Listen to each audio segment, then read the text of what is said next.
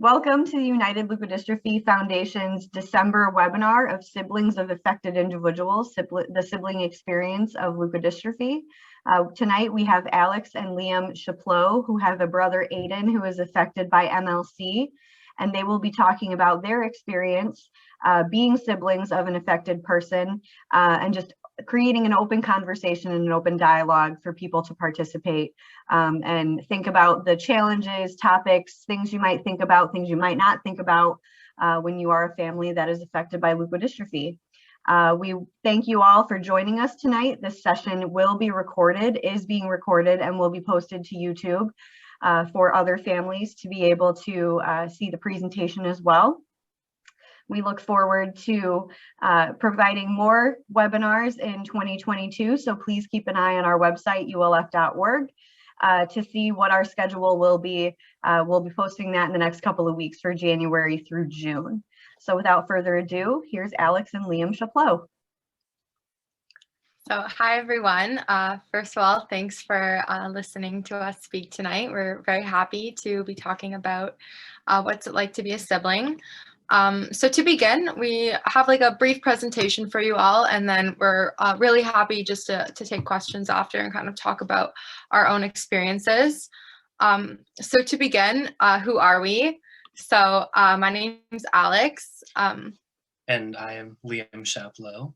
And we are both siblings of an individual with MLC type 1, which is a megalencephalic leukodystrophy with subcortical cysts.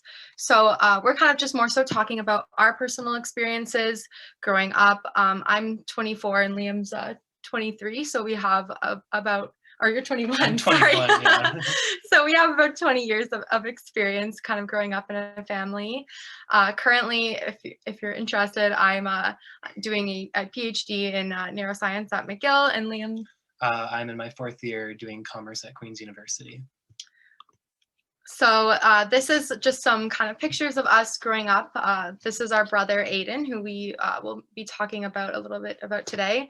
And as we mentioned, he is MLC type 1. He's the middle sibling, so you're kind of getting the perspective of the oldest sibling, which is myself, and the youngest, which is Liam, which can kind of vary. It's a very different experience, I think, being the older versus the younger sibling. And yeah, without further ado, we'll get started. So first of all, what does it mean to be the sibling of an affected individual? So we thought it was really important to note that siblings are in the lives of the disabled family member usually quite longer than anyone, including parents, because you kind of grow up with them, and then as parents age and whatnot, you're usually kind of still around. And there isn't a lot of research on siblings with like any sort of disability, regardless of leukodystrophy, but it has been reported that about 80% of siblings of children with special needs feel that their life is enriched for having their sibling. But they also report feeling very unsupported sometimes by their family, by their friends, and especially by like the healthcare system. So in terms of being a sibling of a leukodystrophy in general, there's absolutely no research done on this as of yet, but it's important to note that because of how rare leukodystrophies are, this can really add to the burden of being a sibling, because I'm sure, as you guys all already know, it can be quite difficult to deal with a rare disease diagnosis because there is usually not that much information. A lot of healthcare providers don't really know a lot about the disease, and there's not a lot of support you'll find in general for like parents or the patients themselves. And when it comes to siblings, there's even less because there isn't a lot of options out there for siblings. So the rare disease just kind of adds to the lack of support and isolation that siblings can sometimes feel. So now we want to talk more about the sibling experience for ourselves and for in general. So some of the most common flagged issues that siblings of affected individuals struggle with is isolation, perfectionism, increased responsibility, a lot of confusion, feeling neglected, as well as embarrassment. And we'll be talking about these in more detail.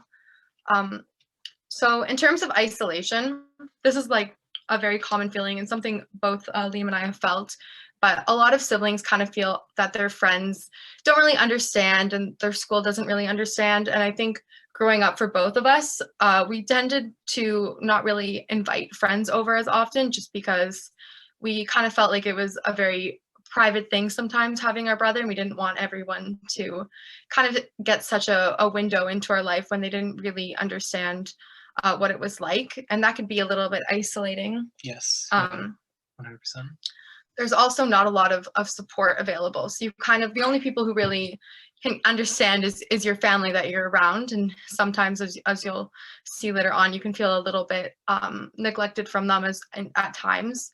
And this is something that is common in general with rare diseases, but you don't often have the very normalizing experience to meet others in a similar position. So if you have a sibling with a leukodystrophy, because of how rare leukodystrophies are, you don't often meet other siblings who kind of go through the same things and share kind of your life experiences with. So another thing that a lot of siblings struggle with is perfectionism. And this is also something I think both of us, you can probably pretty much assume that most of these is stuff that we've dealt with ourselves. But often when a sibling takes up so much time needed from their parents and whatnot, you often feel like you yourself can't take a lot of time. So you'll try your best to kind of be perfect or not really draw a lot of attention to yourselves because you feel kind of guilty for taking time away from your sibling who's needed. So you'll take very little attention to yourself. Yeah, and furthermore, on responsibilities, there are many different caretaking tasks that we have to do as siblings, such as helping them go to the bathroom, helping them shower, helping them eat. And this ultimately results in an expedited childhood. I know myself and Alex definitely had to mature a lot quicker than most other siblings did because we had to do these tasks that a lot of other siblings don't necessarily have to do in their normal house. Another thing that is difficult to deal with, and this is perhaps the biggest one when I was younger, is feeling a lot of confusion. So oftentimes it's really difficult to wrap your head around the nature of the disease or the disease course. Explaining like what a leukodystrophy is very difficult to do. And I remember when we were young, our parents kind of used to explain, because we used to ask like, why is our brother different? Why can't he play Little League soccer with us, etc.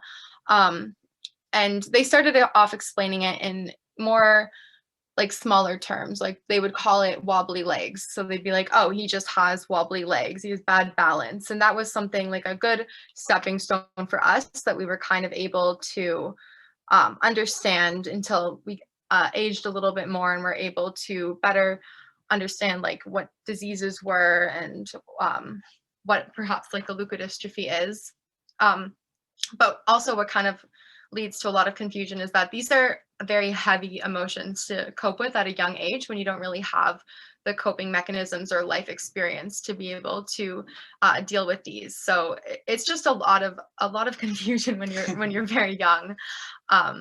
As well, this often leads to like feeling neglected as well. So it's, as we all know, like the affected sibling requires more parental attention and care.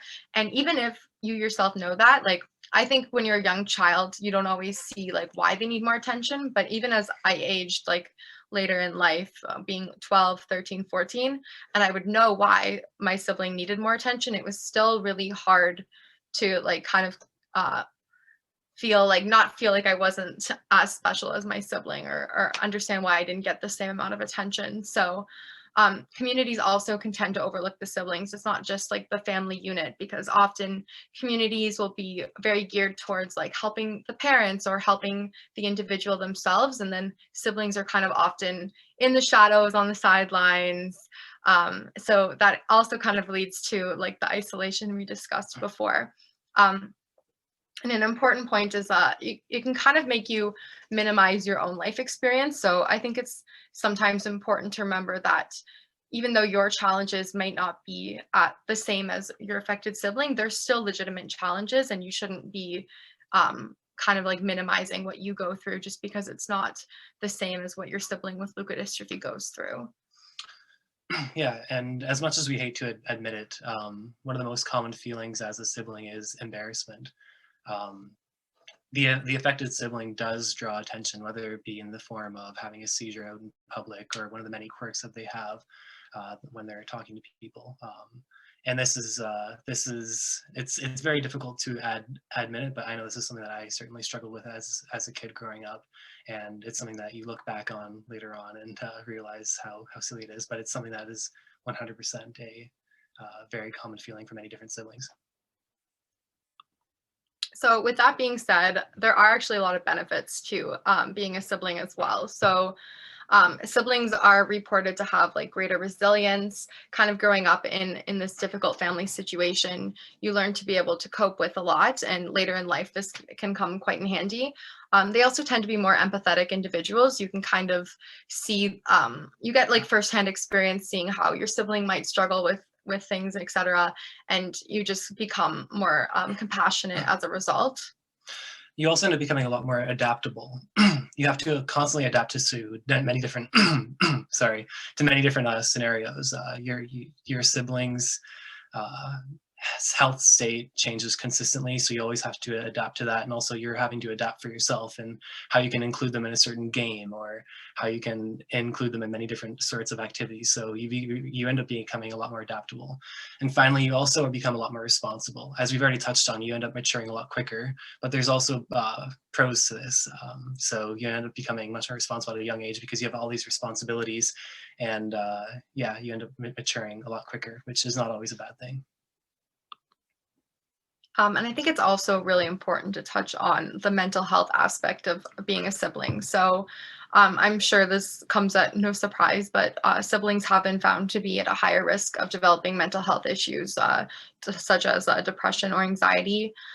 Parental distress is also very related to sibling adjustment problems. So if the parents are under more stress, or if they're not coping as well, then the siblings tend to not fare as well. So that's why it's also very important to look after yourselves as caregivers. And lastly, you're more likely to experience emotional or behavioral problems later in life. So this could be like feeling very heightened emotions, or perhaps you learn very young to kind of numb your emotions because it is a lot to deal with. Like we talked about, these very heavy topics and emotions that you deal with so young. Some kids really learn to kind of shut it off, and it can be difficult to go into life later on and kind of learn to turn them back on again. And some kids like lash out, they have behavioral problems. You might feel neglected, isolated, etc., and you might kind of ask for attention in other ways.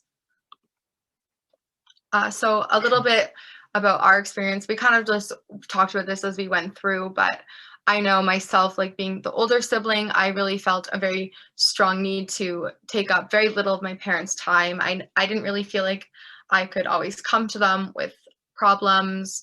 I tried to always do really well in school and never kind of cause any sort of behavioral issues that they would need to give me attention for. But I often, as like consequence of this, felt very neglected. And even though I knew in my head that my parents loved me just as much as they loved my sibling, I still kind of struggled with feeling less loved and whatnot. And as I've aged, it's gotten better, but it's definitely something that I struggled with for a very long time. Yeah, for me, being the youngest child, I think it's very common for the youngest child to be like the loudest and the most boisterous, but that was not really the case for me. I learned from a young age that I had to go and sort of take a back role, a back seat in this life journey from a young age. So I became very reserved very quickly and pretty introverted, but that's not always a bad thing. And that's kind of how I coped with it. So now we're going to talk about some coping strategies and solutions, stuff maybe that we found worked, or stuff that works for other people that we know.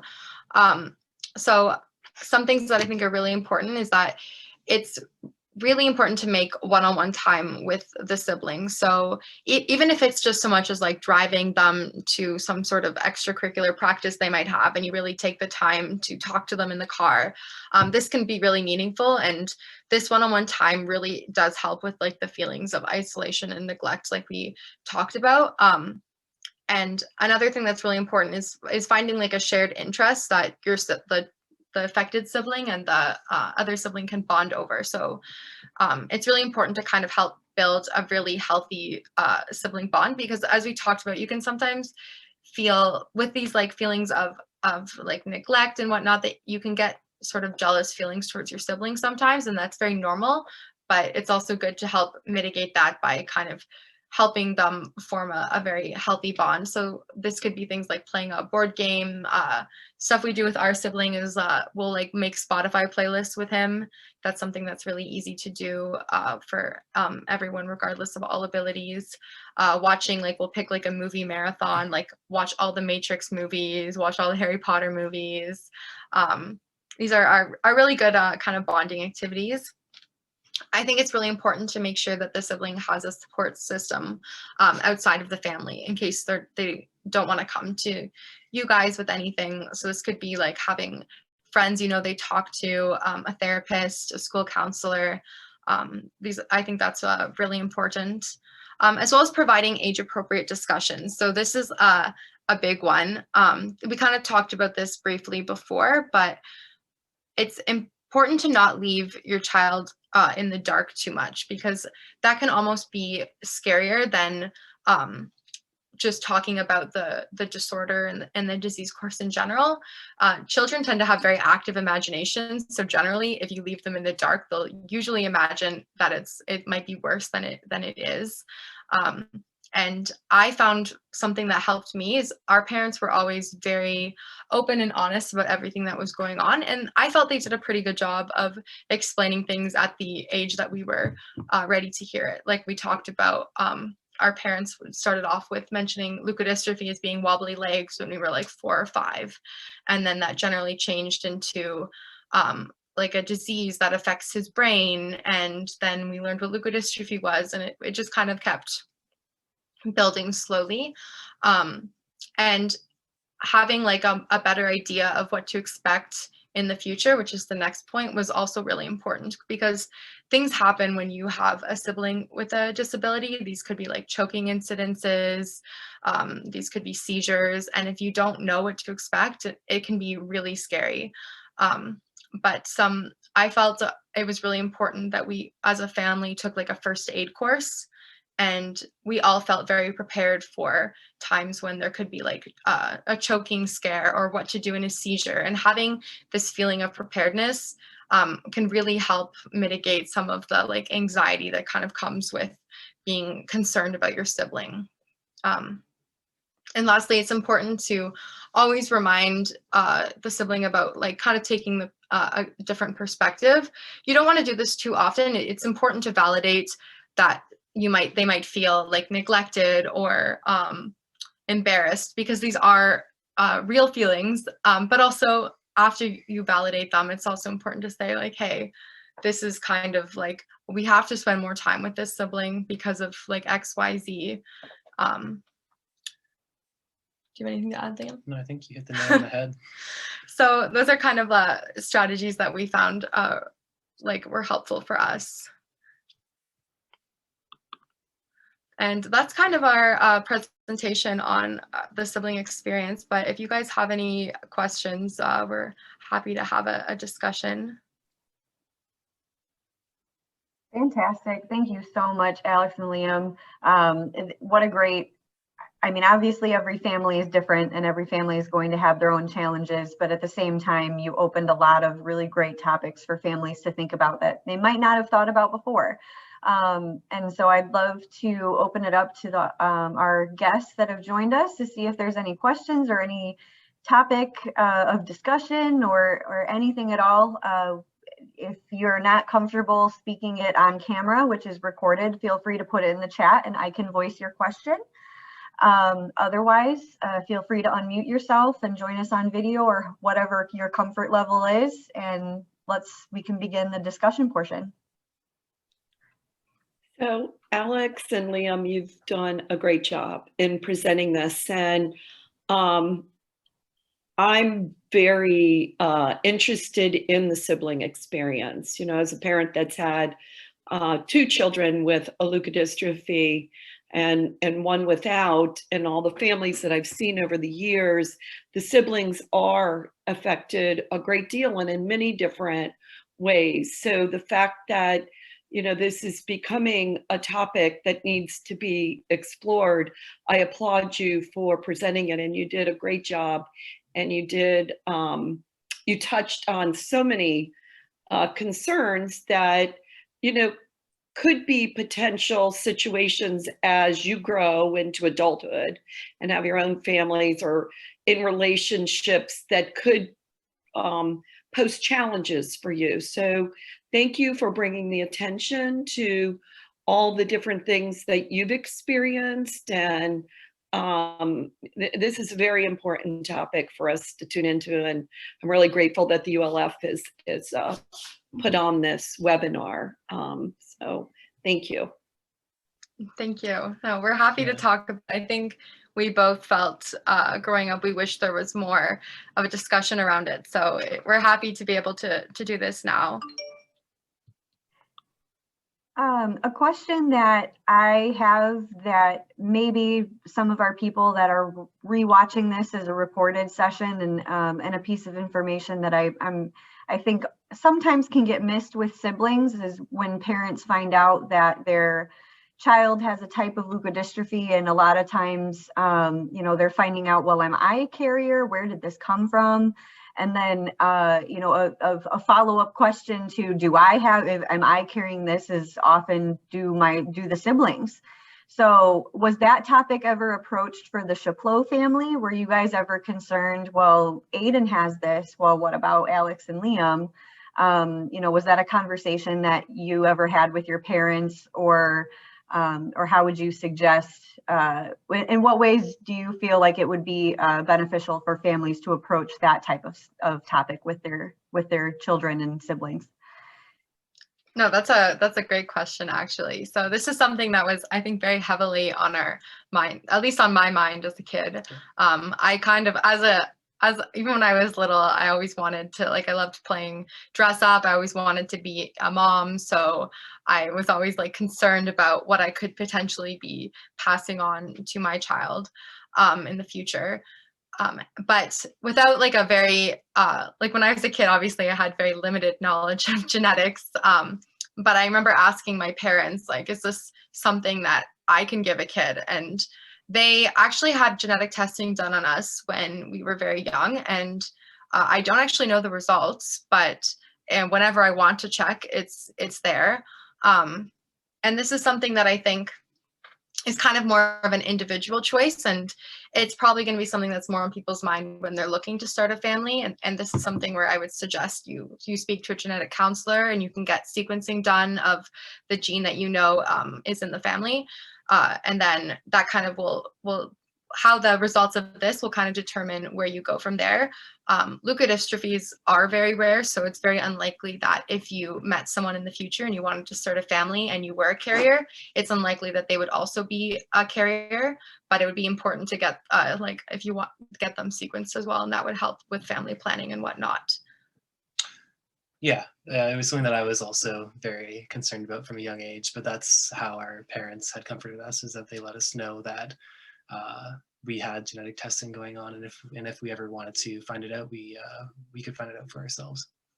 I remember also being worried about perhaps having symptoms at some point, but our parents actually come from a science background, so they were really good at explaining this to us, and they kind of explained the whole genetic patterns of autosomal recessive disorders, and how if you just have one gene, it doesn't mean you have any symptoms in most cases. So that kind of helped suppress those concerns as well. Great, thank you for answering that. And for our people that are watching, if you have any additional concerns, please feel free to reach out to the ULF and let us know what your concerns are, so that we can best direct you towards resources to get the answers.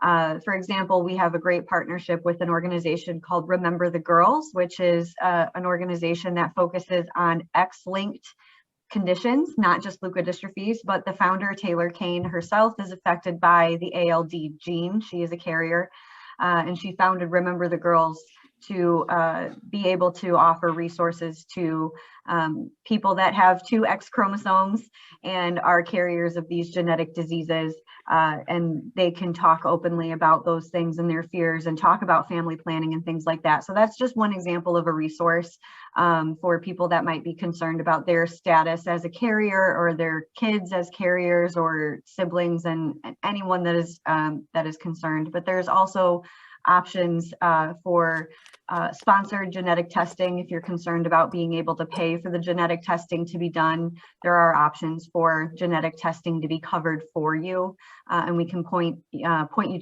towards those resources. So if you head over to ulf.org and reach out to us using our contact form, we'll get back to you just as soon as we can. Are there any other questions from our guests that have joined us that we can pick Alex and Liam's brain while we have them? Yes, I have one. Sure, go ahead. I actually have the illness. I was sick when I was young. I did have a stroke when I was 4. So I'm looking to get some answers about pain and what to eat and what not to eat and what to watch for. And Okay. Sure. Adam, would you mind if I put our email address in the chat box? Would you feel comfortable shooting us an email, and we can talk about resources that way? Yep. Okay. The email address is office, OFFICE, at ULF, as in Frank, .org. I've put it in the chat. And for the people watching on YouTube, I'll put it in the description of the video as well. And feel free to reach out and with your questions, and I'll do my best to help you find those answers. Okay, Adam? Okay, thank you. All right. Do we have any more questions? Not at this time. Okay. All right, well, thank you so much to everyone that joined us tonight. Thank you so much to Alex and Liam, and please pass our thanks to Aiden as well. And you did a fantastic job. It was a great session for us during the conference, and we love that we're able to host it again and have this as a resource on our YouTube page. Anyone that is watching a replay, if you have any questions at all, feel free to shoot us an email, and we'd love to get you in contact with people that can get you the answers that you're looking for. So thank you so much again to everyone that joined us. Happy holidays and all the best in 2022. All right, thank you. Thank you very much, Keely, for Thank you. having us. It was Thanks. a pleasure. Same to you. Thank you.